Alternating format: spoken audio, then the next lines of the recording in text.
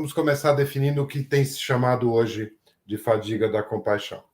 Fadiga da compaixão seria um estado de exaustão física, psíquica e social que acomete pessoas que passam muito tempo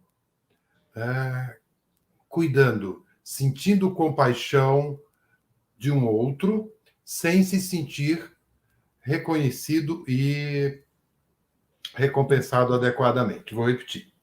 Então, não é exatamente uma doença, eu acho que nem dá para a gente falar ainda que é síndrome.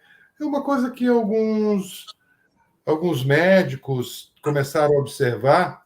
Essa história começou com um médico americano chamado Fingley, que começou a observar que os enfermeiros que cuidavam dos veteranos do Iraque começavam a apresentar uns sintomas, e ele chamou isso de síndrome, né, da fadiga crônica, não, da compaixão, que envolvia um cansaço crônico. Os pacientes se sentiam fisicamente cansados, né, esses enfermeiros, né? E também se sentiam irritados, alguns deprimiam, outros ficavam mais explosivos, né? Tinham déficits de memória, não conseguiam raciocinar direito, né?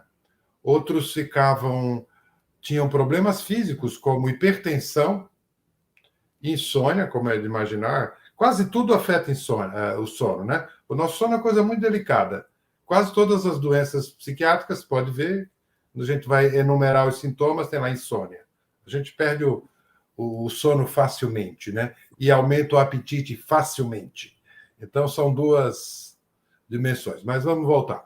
Então, olha, a fadiga de compaixão seria um estado emocional com essa característica de uma exaustão, tanto do lado psicológico, emocional, quanto do lado físico e do lado social, que acomete cuidadores, pessoas que ficam muito tempo, né, na relação de compaixão.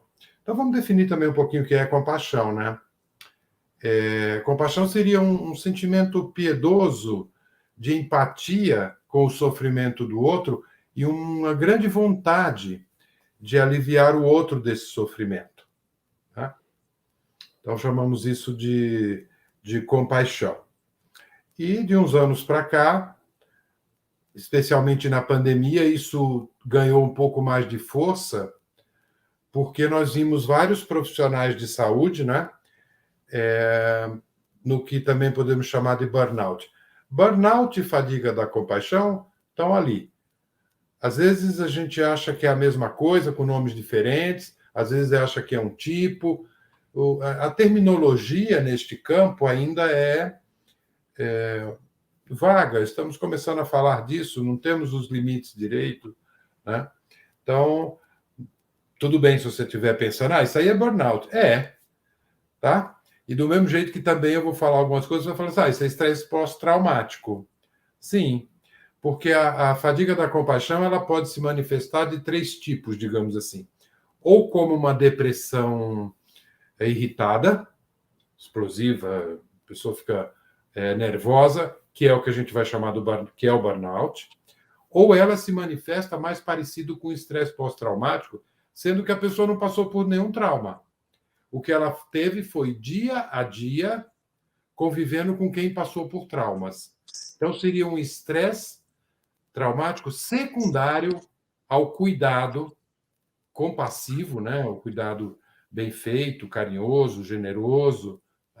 Então, ou a fadiga da compaixão se manifesta como uma depressão irritada, tipo burnout, ou se manifesta mais com medo. Em vez de depressão, fica mais medo, como se fosse um estresse pós-traumático. A pessoa passa a evitar lugares, não quer sair de casa, tem uma sensação de que uma coisa ruim vai acontecer sem ela saber direito o que é, né?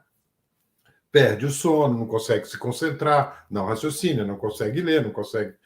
que começou com os enfermeiros, né?